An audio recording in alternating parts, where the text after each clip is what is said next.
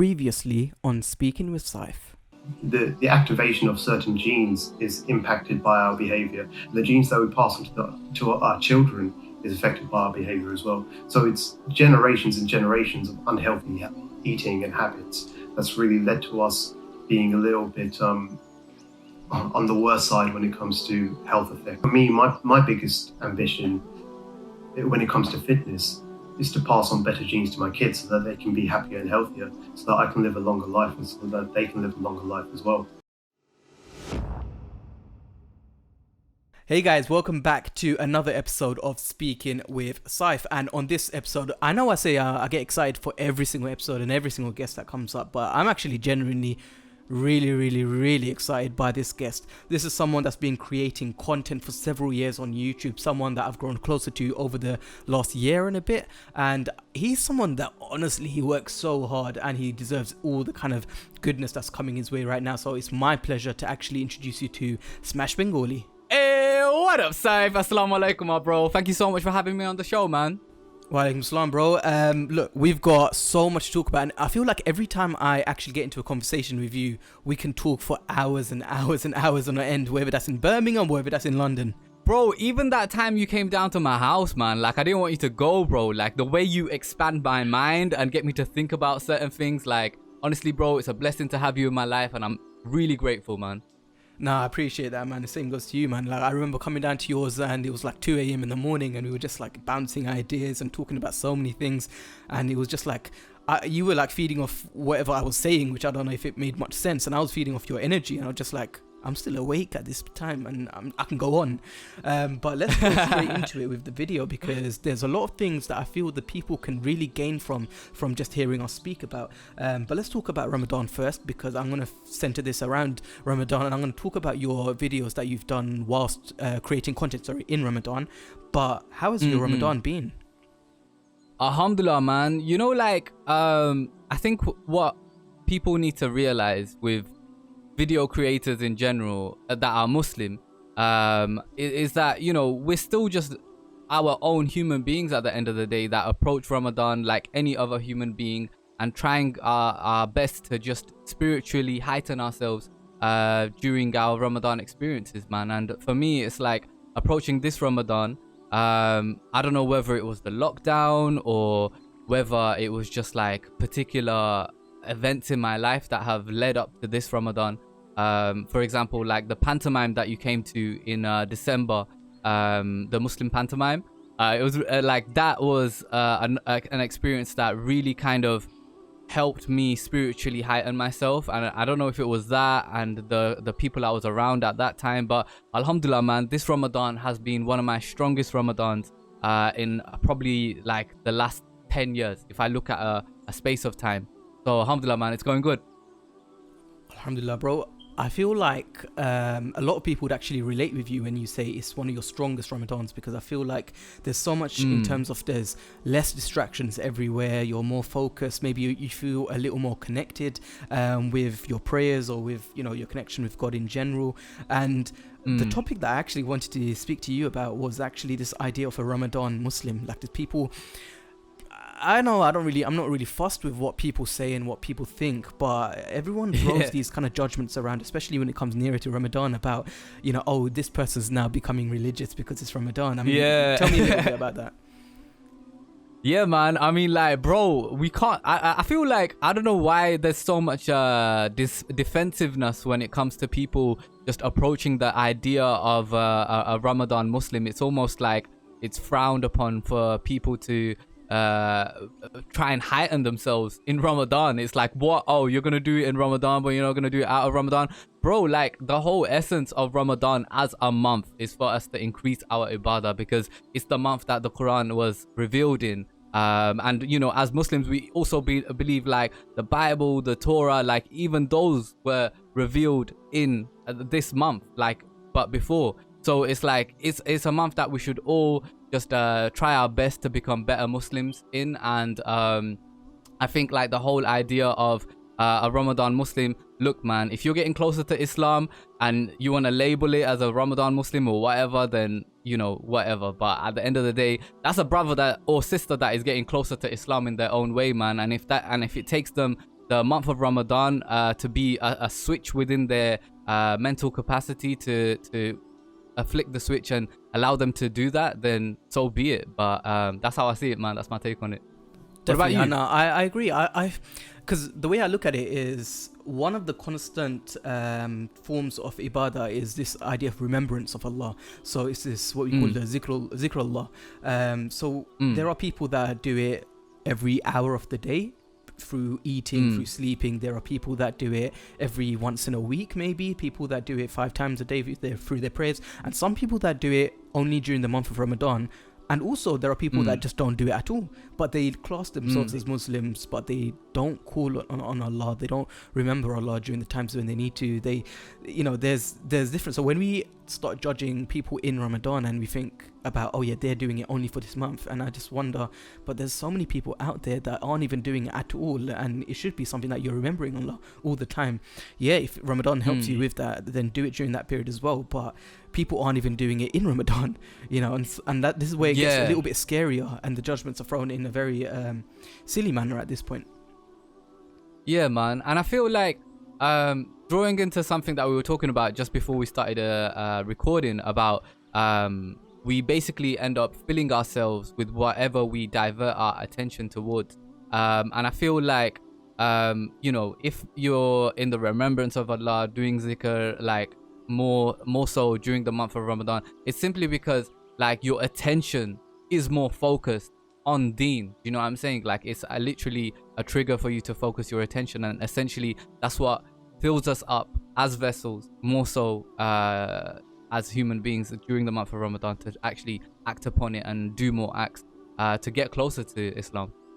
Okay, I'm gonna actually talk about this, which we're talking about the focus and this connection that people have, and something that I've noticed more so in myself in the last few years is I used to be that person that when I used to pray, I used to be very robotic in prayer. I used to just pray for the sake of the routine or for the sake of the prayer, and I feel like especially within our community, and I'm sure many people in your audience would definitely relate with this, there are people that either do it robotically and they just do it. Sometimes they don't even know what they're reciting. Sometimes it's just like words and sounds that they're repeating over and over. 100%, man.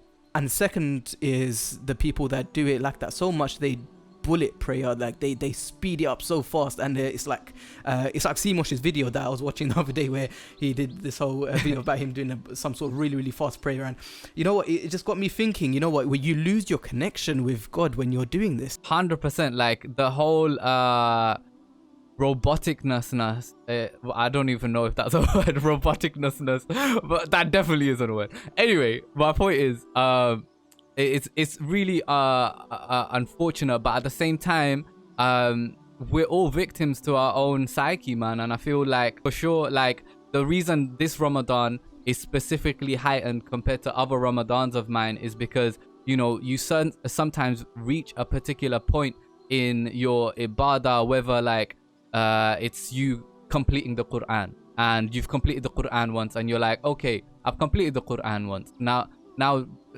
if when you do it the second time round, you might feel a bit less hunger when it comes to the way you completed it the first time round. And I feel like that's what happens with our salah if we're not careful, where we might become slightly robotic. But what really changed for me this Ramadan, as opposed to other Ramadans, to allow me to not make my salah so robotic, is I approached it with a different approach, in the sense that I wanted it to be a form of internal exploration, so that I could spiritually find like a different connection to Allah, in the sense that usually it was me approaching prayer as an offering, like this is my offering to you, my Lord, like I am simply doing this act of ibadah to because it's my obligation, and this is my fard, and this is what I have to do.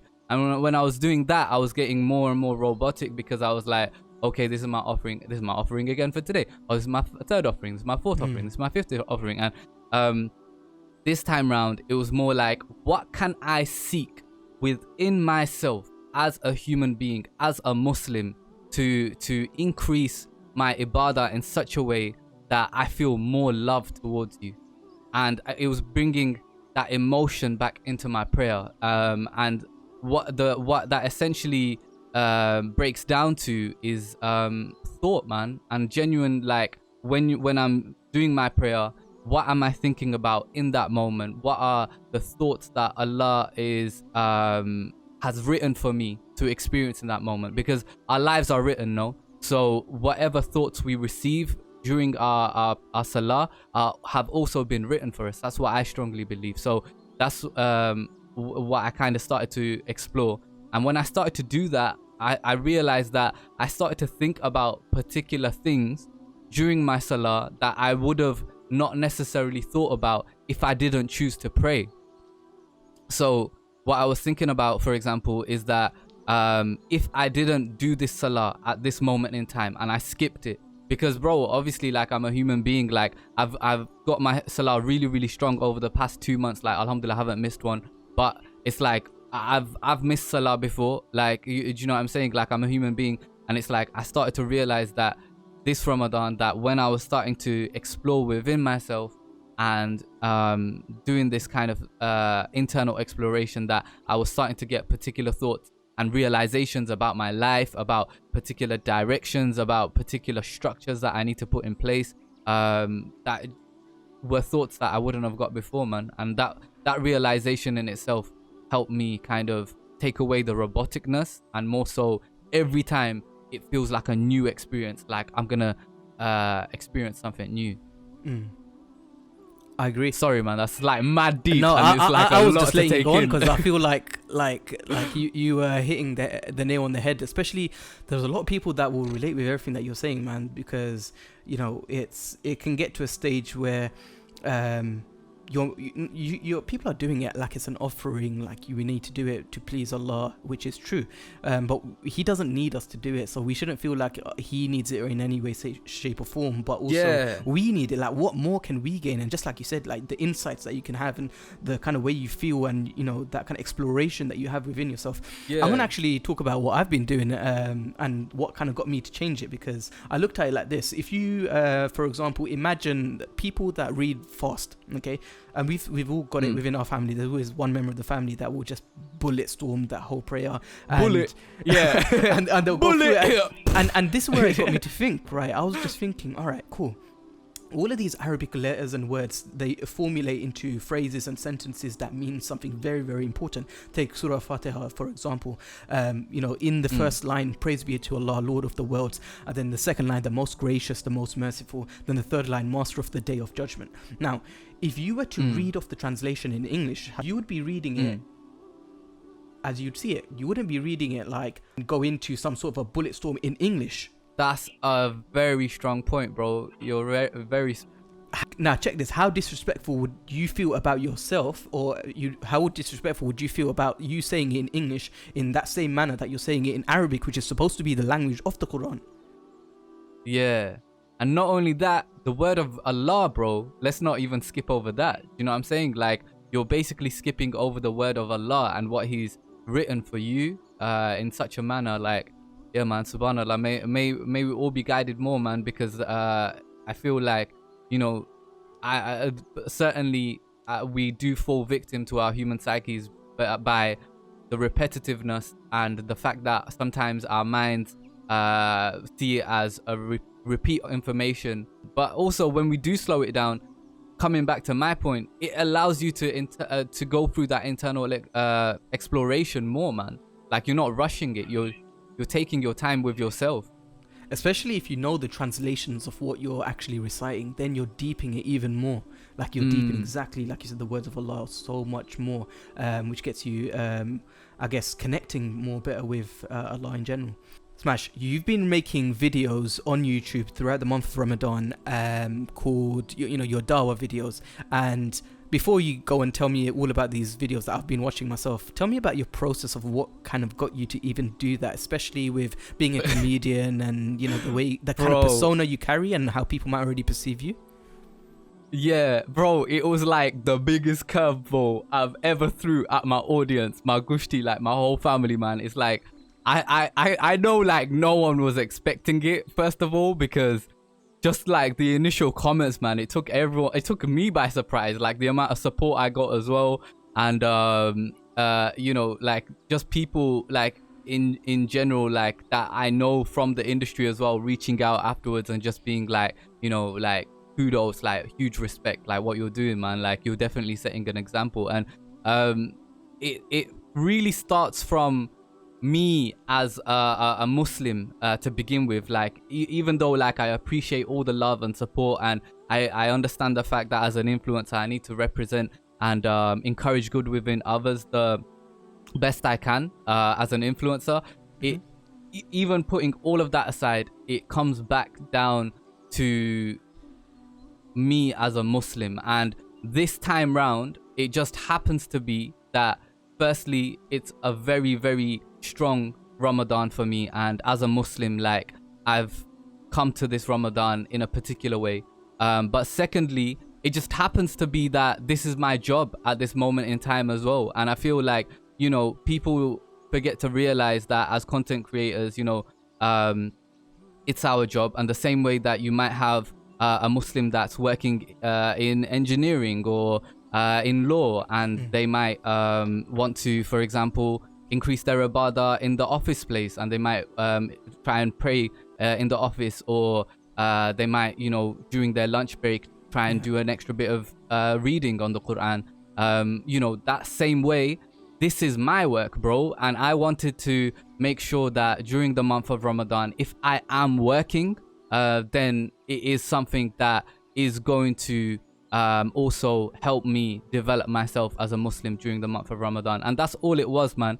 And also I read this beautiful ayah which I mentioned in one of my videos, that if you give up something for the sake of Allah, then Allah will replace it with something even greater than the thing that you gave up. And inshallah, with my channel at the moment, it's in a phase of very big transition, because I'm bringing some really, really high quality content, inshallah, post Ramadan, in terms of skits and comedy and prank calls. So for me, it was like, man, look, you know, the content that people really enjoy from me and stuff like that, like it's coming regardless, and it's coming in a very, very strong way, inshallah. So for me to just take this time out to appreciate my Lord and inshallah show him that, look, Ya Allah, if you bless my work and you heighten my platform, then I will continue to do even more good work for you. And I go into it with that intention, then inshallah, man, it will benefit me in this life and the hereafter, man. Okay, mashallah. I mean, tell me about your, because it is a dawah video that, and these are series of dawah videos that you're creating. Tell me about your non-Muslim community. What's the kind of reaction you've been getting from them? How has it impacted them? Yeah, bro. So like, I have actually, people get really surprised when I say this, but I have like a very big non-Muslim following. Like, imagine like even at a meet and greet once, I had like some random Hungarian family come, and they were like, oh, we came across your stuff on the explore page and we love your stuff, even though we don't understand it, we really appreciate the subtitles. And you know, like it's crazy, like just the expressions and facial expressions and stuff like that. People connect with the comedy, man, because comedy, sometimes you can say it has no language. And yeah, for me, it was like one thing that I really, really wanted to be aware of with my dawah is to meet people at a spiritual level that I would like to be met at, rather than you know, presenting Islam in such a way that it makes it feel alien to everyone else. And that was the intention behind my dawah videos, that I'm gonna still keep it so loving and light-hearted, like my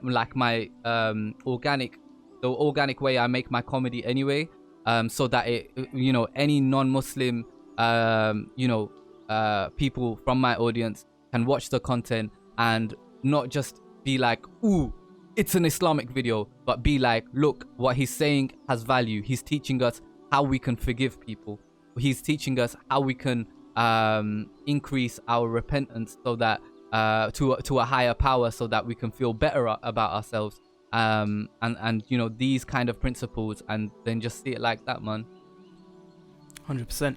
I think one of the biggest learnings I've just taken from you is just I'm actually trying to deep, and I think a lot of people overcomplicate or they don't think about it enough, which is, this is your job. Like, for you to create content is what you need to do for your own bread and butter, for your own livelihood as well. So for you to, you know, create content in Ramadan, you're doing it in one of the most beautiful ways that you could possibly do it, rather than doing the normal shenanigans. You're doing something which is, you know, is going to impact on a lot more people in a very positive way, and it's going to be helping you personally as well, because you have to do ample amount of research as well. You know, the time that goes behind the scenes for you to understand something too.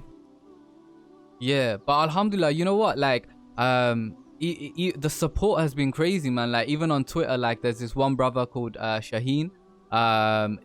He's like very knowledgeable on Islam, and he works, you know, he's been doing dawah work for a really long time. He reached out to me as soon as I announced on Twitter that I'm going to be doing dawah videos, and he was like, bro, look, if you need me to look over your scripts or like whatever you're trying to advise, then do let me know. So alhamdulillah, man, one really important step for me was like, and just to give me confidence in my work as well, man, because obviously, like, you know, I'm a human being. Like, I'm very perceptible to, you know, making mistakes. So like, I really needed that confidence and have someone check over my work. But yeah, it's like the main thing was just being able to provide Islamic knowledge in my way, and just meeting people on a spiritual level. Because I feel like, you know what, sometimes it's really overwhelming, like when you come across a dawah video and it's like heavy. It's very really heavy. like, it's really heavy, and sometimes it's really fear stricken, man. Like like the basis of it is like a lot of fear is invoked within you, and I'm like, look, like, it's so important to be aware of all of that kind of stuff, but we need to approach like dawah with a lot more love, and that's what I kind of wanted to contribute, man. Awesome, thank you so much, bro. You've literally given me so many little nuggets of gold with your drops of wisdom in so many different ways. I'm surprised I got the serious voice from you. Like, I haven't had one bit of your comedy voice or your accents, and ভাই সাহেব তো তোমারে খাটল BC দিছি বুঝছনি খাটল BCS of knowledge bro একটা খয়া no বুঝছনি ভাই সাহেব দিছি bro, it's just been such a pleasure, man. Inshallah, we can do more work like this, and just the guys, you know, anyone that's watching that's come over from my page, please, inshallah, go check out my brother Saif. He's so amazing at literally picking apart people's brains in a good way, right? And just literally bringing out so many beautiful pieces of wisdom from people that are even as little as knowledgeable as me. So, you know, he's doing a good job. So bro, thank you so much, and really appreciate you having me, man. No, I appreciate that. Thank you so much. So guys, I don't even have to say anything else to that. I mean, he's kind of summed it all up in terms of what you guys all need to do, which is hit the subscribe button and make sure to share this with as many of your friends and family as possible, because even a small amount of them changing their habits or doing something positive through these videos will maybe give us some rewards as well. Inshallah, may Allah make this easy for everyone. Make sure to like, comment, and yeah, make the most of this Ramadan.